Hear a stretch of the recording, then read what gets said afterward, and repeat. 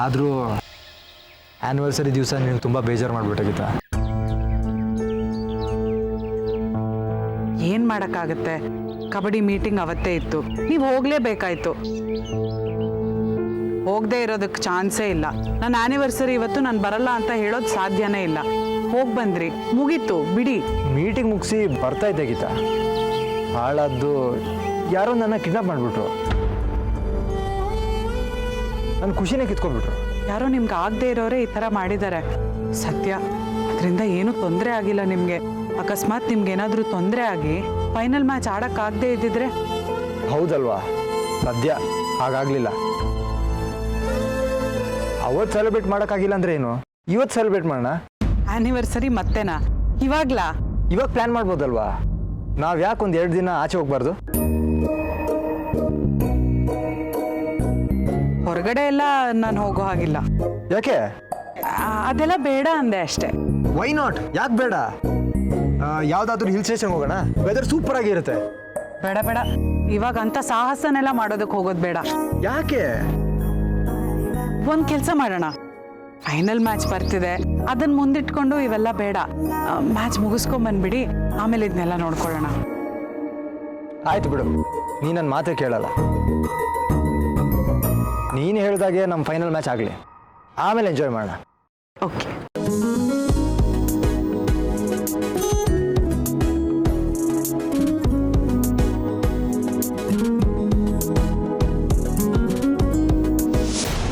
ನೋಡಮ್ಮ, ನೀನು ಅವನ ಬಗ್ಗೆ ಚಿಂತೆ ಮಾಡ್ತಾ ನಿದ್ದೆ ಮಾಡ್ತಾ ಇಲ್ಲ. ನೀನು ನಿದ್ದೆ ಮಾಡದೇ ಇದ್ರೆ ನಿನ್ನ ಆರೋಗ್ಯ ಹದಗೆಡುತ್ತೆ. ನಿನ್ನ ಆರೋಗ್ಯ ಹದಗೆಟ್ರೆ ಲಕ್ಕಿ ನೊಂದ್ಕೊಳ್ಳಲ್ವಾ? ಅವ್ರು ಅಟ್ಲೀಸ್ಟ್ ಒಂದು ಕಾಲ್ ಮಾಡ್ಬೋದಲ್ವಾ, ಅಥವಾ ನಾನು ಕಾಲ್ ಮಾಡಿದಾಗ ರಿಸೀವ್ ಮಾಡ್ಬೋದಲ್ವಾ? ಅದನ್ನು ಮಾಡಲ್ಲ ಅವರು. ಇನ್ಮೇಲೆ ರಿಸೀವ್ ಮಾಡಿ ಮಾತಾಡೋಕ್ಕೆ ನಾವು ಹೇಳ್ತೀವಿ, ಓಕೆ? ಸದ್ಯಕ್ಕೆ ನಾನೊಂದು ಇಂಜೆಕ್ಷನ್ ಕೊಡ್ತೀನಿ, ಜ್ವರನೂ ಹೋಗುತ್ತೆ, ನಿನ್ಗೆ ಒಳ್ಳೆ ನಿದ್ದೆನೂ ಬರುತ್ತೆ, ಓಕೆ? ಹಾಗೆ ಲಕ್ಕಿಗೂ ಬರೋದಕ್ಕೆ ಹೇಳಿ. ಫೋನ್ ಮಾಡಿ ಬರೋಕ್ಕೆ ಹೇಳಿ. ಸರಿ.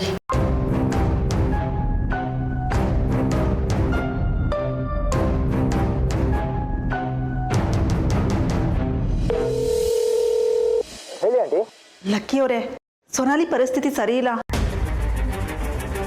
ತುಂಬಾ ಜ್ವರ ಬಂದ್ಬಿಟ್ಟಿದೆ, ಏನೇನೋ ಮಾತಾಡ್ತಿದ್ದಾಳೆ. ಯಾವಾಗಿಂದ? ಬೆಳಗ್ಗೆಯಿಂದ ಡಾಕ್ಟ್ರು ಬಂದು ಟ್ರೀಟ್ಮೆಂಟ್ ಕೊಡ್ತಿದ್ದಾರೆ. ನನಗೆ ಯಾಕೋ ತುಂಬ ಭಯ ಆಗ್ತಿದೆ, ದಯವಿಟ್ಟು ಬೇಗ ಬನ್ನಿ. ಅದೇ ಶೆಣೈ ಡಾಕ್ಟ್ರು. ಡಾಕ್ಟ್ರು ಏನು ಹೇಳಿದ್ರು? ಅವಳನ್ನ ಚೆಕಪ್ ಮಾಡ್ತಿದ್ದಾರೆ, ಇನ್ನೂ ಏನೂ ಹೇಳಿಲ್ಲ, ದಯವಿಟ್ಟು ಬೇಗ ಬರಪ್ಪ. ಓಕೆ ಆಂಟಿ, ಬರ್ತೀನಿ.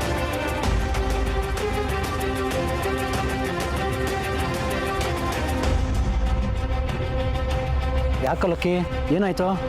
ಸೊನಾಲಿಗೆ ಹುಷಾರಿಲ್ವಂತೆ, ಅವರಮ್ಮ ಫೋನ್ ಮಾಡಿದ್ರು, ನಾನು ಇವಾಗಲೇ ಹೋಗ್ಬೇಕಂತೆ. ಅಂಥದ್ದೇನಾಗಿದೆ? ಗೊತ್ತಿಲ್ಲ ಏನಾಗಿದೆ ಅಂತ, ಡಾಕ್ಟ್ರು ಚೆಕಪ್ ಮಾಡ್ತಾ ಇದ್ದಾರೆ. ಸರಿ, ನೀನು ಹೊರಡು, ಏನಾದ್ರು ಎಮರ್ಜೆನ್ಸಿ ಇದ್ದರೆ ಕಾಲ್ ಮಾಡು. ಓಕೆ.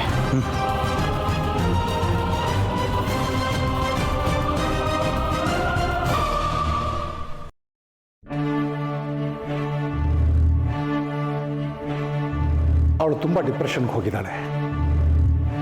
ಲಕ್ಕಿ ಇಲ್ಲದೆ ತನ್ನ ಬದುಕೇ ಇಲ್ಲ ಅಂದ್ಕೊಂಡ್ಬಿಟ್ಟಿದ್ದಾಳೆ.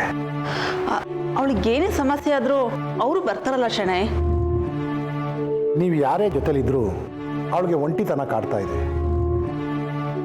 ನಾನು ಬೇರೆಯವ್ರನ್ನ ಎಷ್ಟು ಪ್ರೀತಿಸ್ತೀನೋ ಅವರು ಕೂಡ ನನ್ನನ್ನು ಅಷ್ಟೇ ಪ್ರೀತಿಸಬೇಕು ಅಂತ ಆಸೆ ಪಡ್ತಾಳೆ. ಒಂದು ವೇಳೆ ಆ ಪ್ರೀತಿನಲ್ಲಿ ಸ್ವಲ್ಪ ಕಡಿಮೆ ಆದರೂ ಕೂಡ ನಾನು ಬದುಕಲೇಬಾರ್ದು ಅನ್ಕೋತಾಳೆ. ಈಗ ಏನು ಮಾಡಬೇಕು ಅಂತೀರಾ ಶೆಣೈ? ಒಬ್ಬೊಬ್ಬರ ಕ್ಯಾರೆಕ್ಟರ್ ಒಂದೊಂದು ರೀತಿ ಇರುತ್ತೆ. ನಿಮ್ಮ ಮಗಳು ಲಕ್ಕಿನ ತುಂಬ ಇಷ್ಟಪಡ್ತಿದ್ದಾಳೆ, ಅದನ್ನು ಅವಳು ನೇರವಾಗಿ ಹೇಳ್ಕೊತಿದ್ದಾಳೆ. ಲಕ್ಕಿನೂ ಕೂಡ ಇಷ್ಟಪಡ್ತಿದ್ದಾನೆ, ಆದರೆ ಅವನು ಅದನ್ನು ನೇರವಾಗಿ ಹೇಳ್ಕೊಳ್ತಾ ಇಲ್ಲ. ಇದು ಅವಳ ಮನಸ್ಸಲ್ಲಿ ಅನುಮಾನ ಹುಟ್ಟಾಗ್ತಾ ಇದೆ, ಭಯ ಜಾಸ್ತಿ ಆಗ್ತಾ ಇದೆ. ಅವಳಿಗೆ ಆರೋಗ್ಯ ಹದಗೆಟ್ಟಾಗ ಲಕ್ಕಿನೇ ಬಂದು ನನಗೆ ಸಮಾಧಾನ ಮಾಡ್ದ ಅನ್ನೋ ರೀತಿ ಅವಳು ಕನಸು ಕಾಣ್ತಾ ಇದ್ದಾಳೆ. ಆದರೆ ಆ ಕನಸನ್ನೇ ಅವಳು ನಿಜ ಅಂದ್ಕೊಂಡಿದ್ದಾಳೆ. ಇದು ತುಂಬ ಡೇಂಜರ್. ಈಗ ಏನು ಮಾಡೋದು? ಮಾನಸಿಕವಾಗಿ ಅವಳು ಈ ಸ್ಥಿತಿಲಿದ್ದಾಗ ಶೂಟಿಂಗ್ ಕಳಿಸೋದು ಕೂಡ ತೊಂದರೆ ಆಗುತ್ತೆ. ನಾವು ಲಕ್ಕಿನ ಕರೆಸಿ ಎಲ್ಲನೂ ಸರಿ ಮಾಡೋಣ. ಈಗ ನೀವು ಹೋಗಿ ಅವ್ರ ಜೊತೆ ಇರಿ.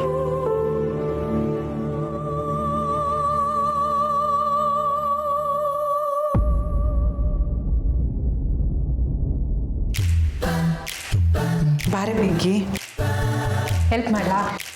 ಬೇಡ ಕಣೆ, ನಾನು ಮಾಡ್ಕೋತೀನಿ. ಸ್ವಲ್ಪ ನಿಧಾನ ಆಗುತ್ತೆ, ಆದರೂ ಪರವಾಗಿಲ್ಲ. ಅದಕ್ಕೆ ಹೇಳಿದ್ದು ನಾನು ಮಾಡ್ಕೋತೀನಿ ಅಂತ.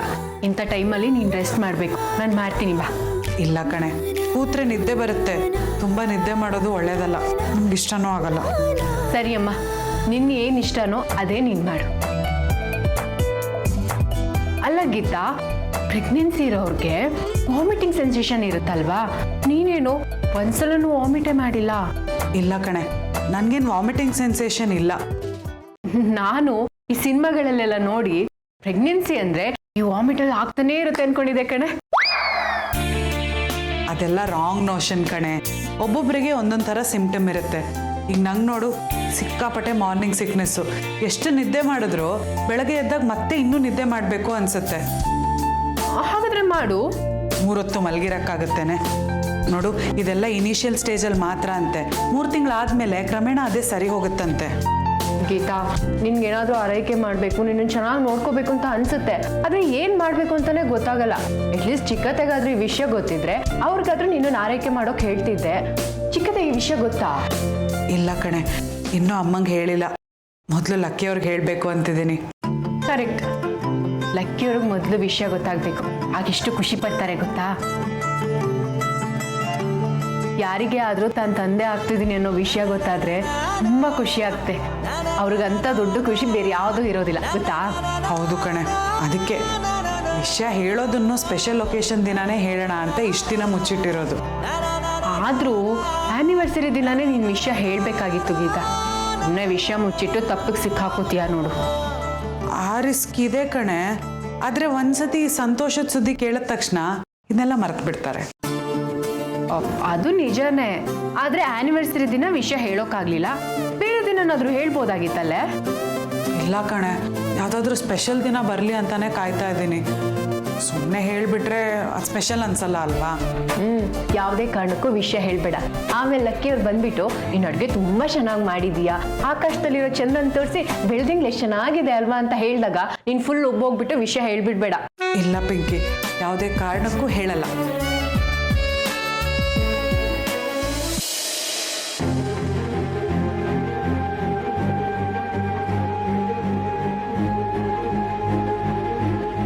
Hi sir. ಹಾಯ್ ಲಕ್ಕಿ, ನಾವು ನಿಮಗೋಸ್ಕರನೇ ಕಾಯ್ತಾ ಇದ್ವಿ. ಸೊನಾಲಿ ಅವ್ರು ಹೇಗಿದ್ದಾರೆ? ಅದು ಏನು ಅಂತ ಹೇಳಪ್ಪ, ರಾತ್ರಿಯಿಂದ ಸಿಕ್ಕಾಪಟ್ಟೆ ಜ್ವರ, ಏನೇನೋ ಮಾತಾಡ್ತಿದ್ದಾಳೆ, ಹೇಗೋ ಆಡ್ತಿದ್ದಾಳೆ. ನಾನು ಹೇಳ್ತೀನಿ, ಅವಳು ತುಂಬ ಡಿಪ್ರೆಷನ್ಗೆ ಹೋಗಿದ್ದಾಳೆ. ಮೊದಲೆಲ್ಲ ಇಷ್ಟೊಂದು ಸೀರಿಯಸ್ ಆಗಿರ್ತಿರ್ಲಿಲ್ಲ. ಈಗ ಅವಳು ಕಂಡ ಕನಸನ್ನೆಲ್ಲ ನಿಜ ಅಂದ್ಕೊಂಡಿದ್ದಾಳೆ. ಅದು ಆಗಲೇಬೇಕು ಅಥವಾ ಆಗಿರಲೇಬೇಕು. ಇದು ಒಂಥರ ಹಠ ಅಂತ ಅನ್ನಿಸ್ತಾ ಇಲ್ವಾ? ಹಠ ಅಂತ ನಮಗನ್ಸುತ್ತೆ, ಆದರೆ ಅವಳಿಗನ್ಸಲ್ಲ.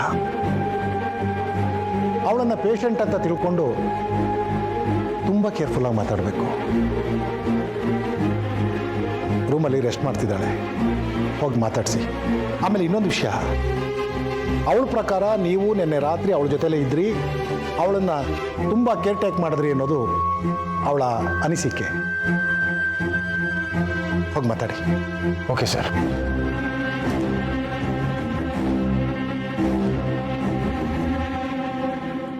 ಶಣೈ, ನೀವು ಲಕ್ಕಿಗೆ ಸೀರಿಯಸ್ ಆಗಿ ಹೇಳಿ, ಇಲ್ಲಾಂದ್ರೆ ಅವಳು ಸರಿ ಹೋಗಲ್ಲ. ಈಗ ನಾವು ಲಕ್ಕಿ ಇಟ್ಕೊಂಡೆ ಅವಳನ್ನು ಸರಿ ಮಾಡಬೇಕು, ಬೇರೆ ದಾರಿ ಇಲ್ಲ.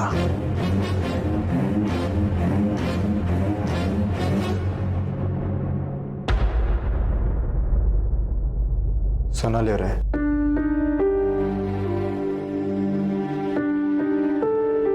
ಎಲ್ಲಿ ಹೋಗಿದ್ರಿ ನೀವು? ರಾತ್ರಿ ಎಲ್ಲ ನನ್ನ ಜೊತೆನೇ ಇದ್ರಿ. ಸ್ವಲ್ಪ ಕೆಲಸ ಇತ್ತು, ಅದಕ್ಕೆ ಹೋಗಿದ್ದೆ. ಅದೆಲ್ಲ ನಂಗೆ ಗೊತ್ತಿಲ್ಲ. ಇವಾಗ ನೀವು ನನ್ನ ಜೊತೆನೇ ಇರಬೇಕು.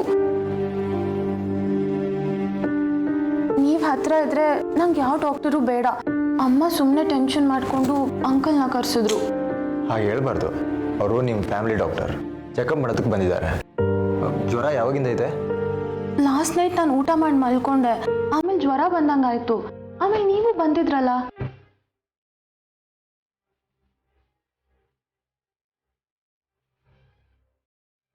ಈಗ ಅದೆಲ್ಲ ಬಿಟ್ಬಿಡಿ.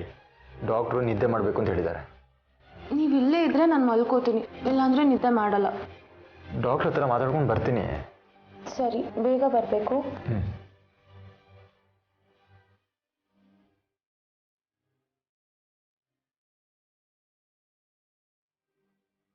ಸ್ಲೀಪ್ ಓಕೆ, ಬರ್ತೀನಿ.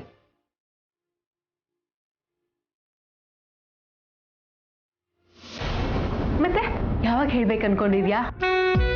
ಅದೇ ಯೋಚನೆ ಮಾಡ್ತಿದ್ದೆ ಕಣೆ.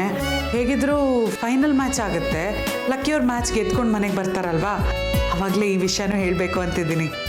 ವಾವ್, ಒಳ್ಳೆ ಟೈಮ್ ಕಣೆ ಅದು. ಒಂದ್ ವೇಳೆ ಸೋತೋದ್ರೆ ಏನ್ ಮಾಡ್ತೀಯಾ? ಪರವಾಗಿಲ್ಲ ಕಣೆ, ಆಗ್ಲೇ ಈ ವಿಷಯ ಹೇಳ್ಬೋದು ನೀನು. ಯಾಕೆ ಹೇಳು? ಸೋತ್ ಬಂದಿದ್ದೀನಿ ಅನ್ನೋ ಬೇಜಾರಲ್ಲಿರ್ತಾರೆ. ಆಗ ನೀ ಖುಷಿ ವಿಷಯ ಹೇಳಿದಾಗ ಸೋಲು ಅನ್ನೋದನ್ನೇ ಮರ್ತು ಬಿಡ್ತಾರೆ, ಫುಲ್ ಖುಷಿ ಆಗ್ತಾರೆ. ಹಾಗೆ ಅನ್ಕೋತೀನಿ. ಈ ಮಧ್ಯೆ ಚಿಕ್ಕತೆಗೆ ವಿಷಯ ಹೇಳ್ಬಿಡ್ಬೇಡ. ಗಂಡಂಗಿಂತ ಮೊದಲು ಅತ್ತೆಗೆ ವಿಷಯ ಗೊತ್ತಾದ್ರೆ ತಪ್ಪಾಗುತ್ತೆ. ಚಿಕ್ಕತೆಗೆ ವಿಷಯ ಗೊತ್ತಾದ್ರೆ ಅವ್ರು ಸುಮ್ಮನೆ ಇರಲ್ಲ ಗೀತಾ, ಖಂಡಿತ ಲಕ್ಕಿ ಅವ್ರಿಗೆ ಹೇಳೇ ಹೇಳ್ತಾರೆ. ಮೊದಲು ಅತ್ತೆಗೆ ವಿಷಯ ಗೊತ್ತಾದ್ರೆ ಏನ್ ಚೆನ್ನಾಗಿರುತ್ತೆ ಹೇಳು. ಆಮೇಲೆ ಚಿಕ್ಕತ್ತೆ ನಿನ್ಗೆ ಉಪಚಾರ ಮಾಡ್ತಿರ್ತಾರೆ, ನಿನ್ನಲ್ಲಿ ಏನಾದ್ರೂ ಒಂದು ಚೇಂಜಸ್ ಆಗ್ತಾ ಇರುತ್ತೆ. ಅದನ್ನ ನೋಡಿದಾಗ ಯಾರಿಗಾದ್ರೂ ಡೌಟ್ ಬರುತ್ತಲ್ವಾ, ಆಗ ಕೇಳ್ತಾರೆ ಏನಿದೆ ಎಲ್ಲ ಅಂತ. ಹಾಗಾಗ್ಬಾರ್ದು ಗೀತಾ. ಈ ವಿಷಯ ನಿನ್ಗೆ ಒಂದು ಸ್ಪೆಷಲ್ ಒಕೇಶನ್ ಆಗಿರ್ಬೇಕನ್ನೋದಷ್ಟೇ ಉದ್ದೇಶ, ತಪ್ಪು ತಿಳ್ಕೊಬೇಡ. ನಾನು ಯಾಕೆ ಹಾಗೆ ತಪ್ಪು ತಿಳ್ಕೊಳ್ಳಿ? ಮತ್ತು ನೀನು ಯಾಕೆ ಹಾಗೆಲ್ಲ ಮಾಡ್ತೀಯಾ ಹೇಳು? ಯಾಕೆ ಹೀಗೆ ಮಾತಾಡ್ತಿದ್ದಾಳೆ ಏನು ಅಂತ ನೀನು ಏನು ಬೇಕಾದರೂ ಅನ್ಕೋಬಹುದಲ್ವಾ ಗೀತಾ? ನನಗಂತೂ ಇನ್ನೂ ಮಕ್ಕಳಾಗಿಲ್ಲ. ಇದೊಂದು ಒಳ್ಳೆ ಅವಕಾಶ. ನಿನಗೆ ಮಗು ಆಗ್ತಿದೆ, ನಿನ್ನ ಮಗು ನೋಡಿ ನಾನು ಸಂತೋಷ ಪಡ್ಬೋದಲ್ವಾ? ಬೇಜಾರು ಮಾಡ್ಕೋಬೇಡ್ವೆ ಪಿಂಕಿ, ಸ್ವಲ್ಪ ಸಮಯಾವಕಾಶ ಕೊಡು, ಎಲ್ಲ ಸರಿ ಹೋಗುತ್ತೆ. ಈಗೇನು ಮೆಡಿಕಲ್ ಟೆಕ್ನಾಲಜಿ ತುಂಬ ಮುಂದುವರ್ತಿದೆ, ಏನು ಬೇಕಾದರೂ ಸಾಧ್ಯ. ಗೀತಾ, ಮಕ್ಕಳಾಗಬೇಕು ಅಂದರೆ ಇಬ್ಬರಲ್ಲೂ ಯಾವುದೇ ರೀತಿ ತೊಂದರೆ ಇರಬಾರ್ದು. ಒಬ್ರಿಗೆ ಸ್ವಲ್ಪ ತೊಂದರೆ ಆದರೂ ಹೀಗಾಗುತ್ತೆ ನೋಡು. ನೋಡೋಣ ಅದೃಷ್ಟ ಯಾವಾಗ ಬರುತ್ತೆ ಅಂತ. ಯಾಕೆ ಹಾಗಂತ್ಯ? ಇಬ್ರು ಒಂದೇ ಮನೆ ಸೇರಿದ್ದೀವಿ, ಒಂದೇ ಥರ ಬದುಕ್ತಿದ್ದೀವಿ, ಖುಷಿಯಾಗೇ ಇದ್ದೀವಲ್ಲ. ನಿನ್ನ ಗಂಡನಿಂದಾಗಿ ನಿನ್ನ ಜೀವನನೇ ಬದಲಾಯಿತು. ಎಲ್ಲರೂ ನಿನಗೆ ರೆಸ್ಪೆಕ್ಟ್ ಕೊಡ್ತಾರೆ. ನಿನ್ನ ಟ್ಯಾಲೆಂಟಿಂದ ನಿನ್ನ ಜೀವನನೇ ರೂಪಿಸ್ಕೊಂಡೆ, ಅದು ಮ್ಯಾಟ್ರ್ ಆಗುತ್ತಲ್ವಾ ಗೀತಾ? ಆದರೆ ನನ್ನ ಲೈಫಲ್ಲಿ ನೋಡು, ನಾನು ಫೇಲ್ಯೂರ್, ನನ್ನ ಗಂಡನೂ ಫೇಲ್ಯೂರ್. ಯಾಕೆ ಹಾಗೆ ಹೇಳ್ತೀಯಾ? ನಮ್ಮ ಹತ್ರ ಇರೋದ್ರಲ್ಲಿ ನಾವು ಖುಷಿ ಪಡಬೇಕು. ಅದು ಬಿಟ್ಟು ಅದು ಬೇಕು ಇದು ಬೇಕು ಅಂತ ಎಕ್ಸ್ಪೆಕ್ಟೇಷನ್ ಇಟ್ಕೊಂಡ್ರೆ ಲಿಸ್ಟ್ ದೊಡ್ಡದಾಗುತ್ತೆ ಹೊರತು ನಾವು ಅಂದ್ಕೊಂಡಿರೋದೆಲ್ಲ ಖಂಡಿತವಾಗ್ಲೂ ಆಗಲ್ಲ ಕಣೆ. ಹಾಗೆ ನೋಡಕ್ಕೆ ಹೋದರೆ ನನಗೇನು ಕೊರತೆನೇ ಇಲ್ವಾ? ನಾನು ಎಷ್ಟೇ ಪ್ರಯತ್ನ ಪಟ್ಟರು ನೀನು ಕಾಣೋ ಅಷ್ಟು ಸುಂದರವಾಗಿ ನಾನು ಕಾಣೋದಕ್ಕಾಗಲ್ಲ. ಹಾಗಂತ ನಾನು ಕೊರಗ್ತಾ ಕೂತಿದ್ದೀನ? ಇಲ್ಲ, ಇರೋ ವಿಷಯನ ಅಕ್ಸೆಪ್ಟ್ ಮಾಡ್ಕೊಂಡ್ಬಿಟ್ಟಿದ್ದೀನಿ. ಹಾಗೆ ಇರೋ ವಿಷಯನ ಅಕ್ಸೆಪ್ಟ್ ಮಾಡಿ ಮುಂದಕ್ಕೆ ಹೋಗ್ತಾ ಇರಬೇಕು ಕಣೆ. ಏನೋ ಒಟ್ಟಿನಲ್ಲಿ ನೀನು ಪ್ರೆಗ್ನೆಂಟ್ ಆಗಿದೆಯಾ ಅನ್ನೋ ಖುಷಿನ ನಾನಂತೂ ತುಂಬ ಎಂಜಾಯ್ ಮಾಡ್ತಿದ್ದೀನಿ. ಮನೆಯವ್ರು ಎಲ್ರಿಗೂ ಈ ಖುಷಿನ ಹಂಚಬೇಕು, ಅದಕ್ಕೆ ನಾನು ನಿನ್ಗೆ ಹೆಲ್ಪ್ ಮಾಡ್ತೀನಿ. ನೀ ನನ್ನ ಜೊತೆಗಿರೋದೇ ನನಗೊಂದು ಧೈರ್ಯ ಕಣೆ ಪಿಂಕಿ. ಸರಿ ಗೀತಾ, ನನ್ನ ರೂಮು ನಾನು ಕ್ಲೀನ್ ಮಾಡ್ಕೋಬೇಕು, ನಿನ್ನ ಕೆಲಸ ಶುರು ಮಾಡ್ಕೊ.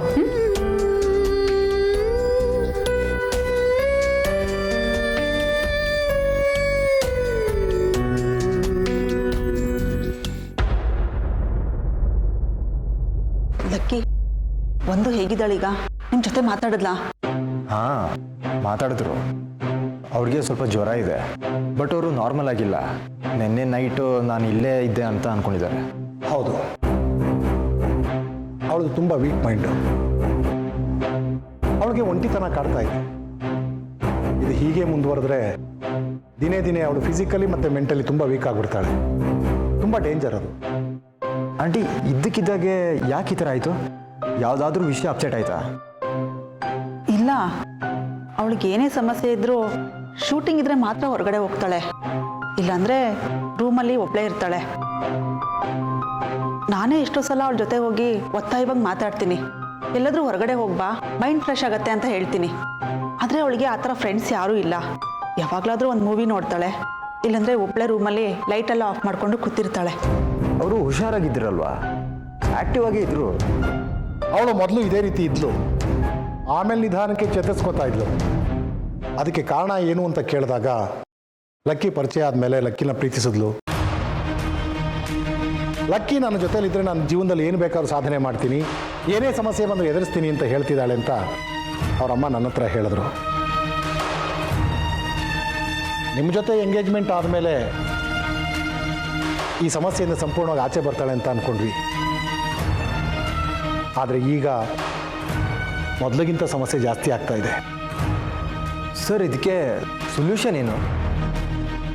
ಪೊಸೆಸಿವ್ನೆಸ್. ನಿಮ್ಮಿಬ್ಬರ ಎಂಗೇಜ್ಮೆಂಟ್ನೇ ಅವಳು ಮದುವೆ ಅಂತ ತಿಳ್ಕೊಂಡಿದ್ದಾಳೆ. ಲಕ್ಕಿ ನನ್ನ ಆಸ್ತಿ, ಲಕ್ಕಿನೇ ನನ್ನ ಸರ್ವಸ್ವ, ಲಕ್ಕಿ ನನ್ನ ಬಗ್ಗೆನೇ ಯಾವಾಗಲೂ ಯೋಚನೆ ಮಾಡ್ತಿರ್ಬೇಕು ಅಂದ್ಕೊಂಡಿದ್ದಾಳೆ. ಹೌದು, ನಿಮ್ಮಿಬ್ಬರ ಮಧ್ಯೆ ಏನಾದರೂ ಸಮಸ್ಯೆ ಇಲ್ವಲ್ಲ? ನಿಮಗೆ ಗೊತ್ತಿಲ್ಲದೆ ಇರ್ಬೋದು. ನೋಡಿ ಲಕ್ಕಿ, ಕೆಲವು ವಿಷಯಗಳು ನಮಗೆ ಸಿಂಪಲ್ ಅನಿಸ್ಬೋದು, ಆದರೆ ಕೆಲವರಿಗೆ ಅದು ತುಂಬ ಇಂಪಾರ್ಟೆಂಟ್ ಆಗಿರುತ್ತೆ. ಸರ್, ನನಗೆ ಅರ್ಥ ಆಗ್ತಾ ಇಲ್ಲ. ಮದುವೆ ಆದಮೇಲೆ ನನ್ನ ಗಂಡ ಲಕ್ಕಿ ಯಾವಾಗಲೂ ನನ್ನ ಜೊತೆಲಿ ಇರಬೇಕು, ಯಾವಾಗಲೂ ನನ್ನ ಪ್ರೀತಿಯಿಂದ ನೋಡ್ಕೋಬೇಕು ಅಂತ ಆಸೆ ಪಟ್ಟಿದ್ಲು. ಆದರೆ ಈಗ ಲಕ್ಕಿ ನನ್ನ ಮನಸ್ಫೂರ್ತಿಯಾಗಿ ಮೆಚ್ಚಿ ಮದುವೆ ಮಾಡ್ಕೊಂಡಿಲ್ಲ, ನನ್ನ ಕೈಗೆ ಸಿಗ್ತಾ ಇಲ್ಲ, ನಾನು ಪ್ರೀತಿಸಿದಷ್ಟು ಅವ್ರು ನನ್ನ ಪ್ರೀತಿಸ್ತಾ ಇಲ್ಲ ಅನ್ನೋ ಆತಂಕ ಶುರುವಾಗಿದೆ ಅವಳಿಗೆ. ಹೌದು, ಅವಳು ಯಾವಾಗಲೂ ಹೇಳ್ತಾ ಇರ್ತಾಳೆ ಲಕ್ಕಿ ಅವರು ಯಾವಾಗಲೂ ನನ್ನ ಜೊತೆ ಇರಬೇಕು, ನನ್ನ ಜೊತೆ ಚೆನ್ನಾಗಿ ಮಾತಾಡಬೇಕು ಅಂತ. ಆದರೆ ಇವರಿಗೆ ಕಬಡ್ಡಿ ಮ್ಯಾಚ್ ಇದೆ, ಇವರು ಅದ್ರ ಕಡೆ ಕಾನ್ಸಂಟ್ರೇಟ್ ಮಾಡ್ತಿದ್ದಾರೆ. ಮೇಯ್ನಾಗಿ ನಾನು ಕಾಲ್ ಮಾಡಿದಾಗ ರಿಸೀವ್ ಮಾಡಲ್ಲ ಅನ್ನೋದೇ ಅವಳ ಕಂಪ್ಲೇಂಟ್. ನೋಡಿ ಸರ್, ನಾನು ಬೇರೆ ಕಡೆ ಇರೋದು, ಅಪ್ಪ ಅಮ್ಮ ಎಲ್ಲ ಇದ್ದಾರೆ. ಪದೇ ಪದೇ ಸುಳ್ಳು ಹೇಳಿ ಬೆಂಗಳೂರು ಬರೋಕ್ಕಾಗಲ್ಲ, ಒಂದೊಂದ್ಸಲ ಫೋನ್ ಕೂಡ ರಿಸೀವ್ ಮಾಡೋಕ್ಕಾಗಲ್ಲ. ಇದನ್ನು ಸೊನಾಲಿ ಅವ್ರಿಗೆ ಹೇಳಿದ್ದೀನಿ, ಅವರು ಅರ್ಥ ಮಾಡ್ಕೋತಾ ಇಲ್ಲ ಅಷ್ಟೇ. ಅವಳು ನಾರ್ಮಲ್ ಆಗಿದ್ದರೆ ಅರ್ಥ ಆಗ್ತಿತ್ತು. ಈಗ ಅವಳು ನಾರ್ಮಲ್ ಹುಡುಗಿ ಅಲ್ಲ. ನೀವೇನೇ ಕಾರಣ ಹೇಳಿದ್ರು ಅದು ಅವಳಿಗೆ ಸಕಾರಣ ಅನ್ಸಲ್ಲ. ಅದಕ್ಕೆ ನಾನು ಏನು ಮಾಡೋಕ್ಕಾಗುತ್ತೆ? ನೋಡಿ ಲಕ್ಕಿ, ಈಗ ಅವಳಿಗಿರೋ ಸಮಸ್ಯೆಗೆ ನಾನು ಏನೇ ಔಷಧಿ ಕೊಟ್ಟರು ಆ ಸಮಸ್ಯೆ ಪರಿಹಾರ ಆಗಲ್ಲ. ನೀವು ಮನಸ್ಸು ಮಾಡಿದರೆ ಮಾತ್ರ ಸಮಸ್ಯೆ ಪರಿಹಾರ ಆಗುತ್ತೆ, ಅವಳು ಬದುಕ್ತಾಳೆ. ನೀವೇನು ಸರ್, ಅವ್ರ ಪ್ರಾಣಕ್ಕೆ ಅಪಾಯ ಇದೆ ಅನ್ನೋ ಥರ ಮಾತಾಡ್ತೀರಾ? ಎಕ್ಸಾಕ್ಟ್ಲಿ. ಈಗ ಅವಳ ಮನಸ್ಸು ಎರಡು ರೀತಿ ಯೋಚನೆ ಮಾಡ್ತಾರೆ. ಒಂದು, ತಾನು ಬದುಕೋದಾದರೆ ಇಷ್ಟಪಟ್ಟವ್ರ ಜೊತೆನೇ ಬದುಕಬೇಕು, ಇಲ್ಲಾಂದರೆ ಸಾಯಬೇಕು ಅಂತ. ಮನುಷ್ಯ ಯಾವಾಗಲೂ ಸಾವಿನ ಬಗ್ಗೆ ಮಾತಾಡಬಾರ್ದು, ಯೋಚನೆ ಮಾಡಬಾರ್ದು. ಸಾವಿನ ಬಗ್ಗೆ ಯೋಚನೆ ಮಾಡಿದಾಗ ಜೀವಕೋಶಗಳು ಕೂಡ ಅದೇ ರೀತಿ ಯೋಚನೆ ಮಾಡ್ತವೆ. ಆಗ ಅವುಗಳ ಆಕ್ಟಿವಿಟಿ ಕಡಿಮೆಯಾಗಿ ದೇಹ ರೋಗಕ್ಕೆ ತುತ್ತಾಗುತ್ತೆ. ಈಗ ಸೋನಾಲಿ ಕಂಡೀಷನ್ ಕೂಡ ಅದೇನೆ. ಸರ್, ಈಗ ಏನು ಮಾಡಬೇಕು?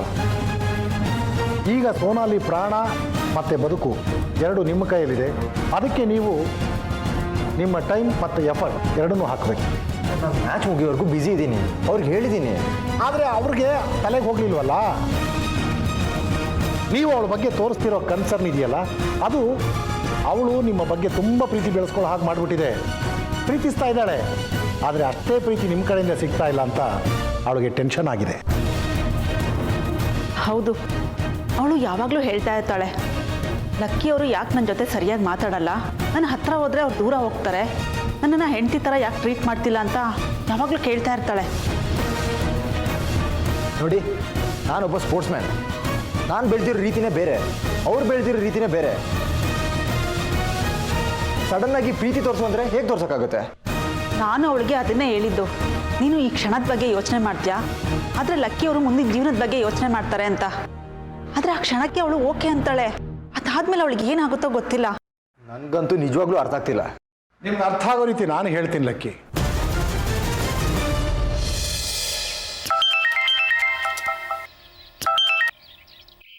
ಹೇಳಮ್ಮ. ಏನ್ ಮಾಡ್ತಿದೀಯ ಪಿಂಕಿ? ಅಮ್ಮ, ತುಂಬ ಟೆನ್ಷನು. ಒಂದು ಕಡೆ ನೆಮ್ಮದಿಯಾಗಿರೋಕ್ಕಾಗ್ತಿಲ್ಲ. ಕನ್ಸಲ್ಲಿ ಕೂಡ ಎಷ್ಟು ತೊಂದರೆ ಆಗುತ್ತೆ ಗೊತ್ತಾ? ನಾವು ಮಾಡ್ತಾ ಇರೋ ಪ್ರಯತ್ನಗಳೆಲ್ಲ ಫೇಲ್ ಆಗ್ತಾ ಇದ್ರೆ ಇಂಥ ಕನಸುಗಳೇ ಬೀಳೋದು. ಅದನ್ನೆಲ್ಲ ಸೀರಿಯಸ್ ಆಗಿ ತಗೋಬಾರ್ದು ಮಗಳೇ. ಏನು ಮಾಡೋದು? ಲಕ್ಕಿನೇ ನನಗೆ ದೊಡ್ಡ ಸಮಸ್ಯೆ ಆಗಿದ್ದಾನೆ. ಇನ್ನೆರಡು ವಾರದಲ್ಲಿ ಮ್ಯಾಚ್ ಅಂತೆ. ಲಕ್ಕಿ ಒಳ್ಳೆ ಆಟಗಾರ, ಭರವಸೆ ನಾಯಕ ಅಂತ ಪೇಪರಲ್ಲಿ ಆರ್ಟಿಕಲ್ ಓದ್ತಾ ಇದ್ರೆ ನನಗೆ ಎಷ್ಟು ಟೆನ್ಷನ್ ಆಗುತ್ತೆ ಗೊತ್ತಾ? ಅದೇ ಜಾಗದಲ್ಲಿ ನನ್ನ ಗಂಡ ಇದ್ದಿದ್ರೆ, ಅವರು ದೊಡ್ಡ ಕಬಡ್ಡಿ ಪ್ಲೇಯರ್ ಆಗಿದ್ದಿದ್ರೆ ನನಗೂ ಎಷ್ಟು ಸ್ಟೇಟಸ್ ಇರ್ತಾ ಇತ್ತು. ಪಿಂಕಿ, ನಮಗ್ ಸಿಗದೆ ಇರೋದು ಬೇರೆ ಯಾರಿಗೂ ಸಿಗಬಾರ್ದು ಅಲ್ವಾ? ಅದಕ್ಕೆ ಅಲ್ವಾ ನಾನು ಇಷ್ಟೆಲ್ಲ ಕಷ್ಟಪಡ್ತಾ ಇರೋದು. ಇಷ್ಟು ದೊಡ್ಡ ಮನೆ, ಸ್ಟೇಟಸ್ ಇದ್ರು ನೆಮ್ಮದಿ ಇಲ್ದಿರೋ ಜೀವನ ಆಗಿದೆ ನಂದು. ಸದ್ಯಕ್ಕೆ ಅವಳು ಆರಾಮಾಗಿದ್ದಾಳೆ, ಆದರೆ ಮುಂದೆ ಏನು ಬದಲಾವಣೆ ಆಗುತ್ತೋ ಗೊತ್ತಿಲ್ಲ. ನೋಡಿ, ನಿಮ್ಮ ಎಲ್ಲ ಕೆಲಸ ಕಾರ್ಯಗಳನ್ನು ನೀವು ಕ್ಯಾನ್ಸಲ್ ಮಾಡಿ ಒಂದು ವಾರ ಇಲ್ಲೇ ಇರಬೇಕು ಅವಳ ಜೊತೆಯಲ್ಲಿ. ನಾನು ಅವಳಿಗೆ ಮೆಡಿಟೇಷನ್ ಮಾಡೋಕ್ಕೆ ಹೇಳ್ತೀನಿ. ನೀವು ಜೊತೆಲಿದ್ರೆ ಖಂಡಿತ ಅವಳು ಮೆಡಿಟೇಷನ್ ಮಾಡ್ತಾಳೆ, ಆಗ ಮನಸ್ಸು ಕಂಟ್ರೋಲಿಗೆ ಬರುತ್ತೆ. ನೀವು ಅವಳನ್ನು ತುಂಬ ಪ್ರೀತಿಸ್ತಿದ್ದೀನಿ ಅಂತ ಅವಳಿಗೆ ಅರ್ಥ ಆಗೋ ರೀತಿ ನೀವು ನಡ್ಕೋಬೇಕು, ಆಗ ಮಾತ್ರ ಅವಳು ಬರುತ್ತಾಳೆ. ಇಲ್ಲ ಅಂದರೆ ಪ್ರಾಣಕ್ಕೆ ಅಪಾಯ.